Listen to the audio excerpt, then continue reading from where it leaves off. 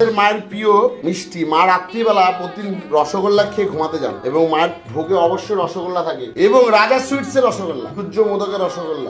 মা খাও মা। ওম মিষ্টন্ন পরমান্ন ব্যঞ্জনাদি সহিত শ্রীমৎ পরমেশ্বর মা মাগো মা, গরিব ভক্তের মনস্কামনায় তুমি খাও মা।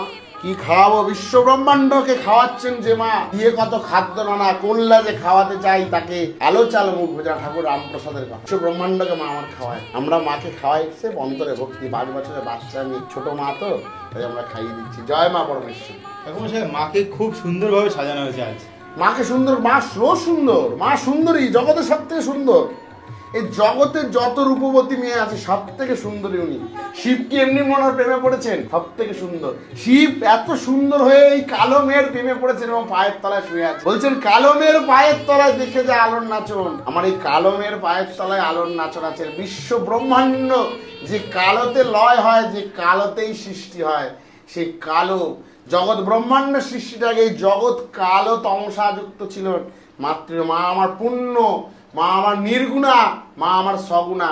মার কালো রং কেন জানেন? কালো কোনো রং না, সকল শক্তির পুঞ্জ যেখানে স্থিত, ব্ল্যাক হোল, তাই আমরা কালো দেখি। মা আমার কালো, কৃষ্ণ আমার কালো, রাম আমার কালো। জেনেছি তারা, তুমি জানো ভোজের বাজি।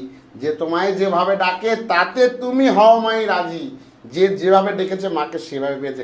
লাগে না ফুল চন্দন মন্ত্রতন্ত্র, দিনান্তে কেউ যদি একবার বলে জয় মা পরমেশ্বরী, তার সকল মনস্কামনা পূর্ণায়।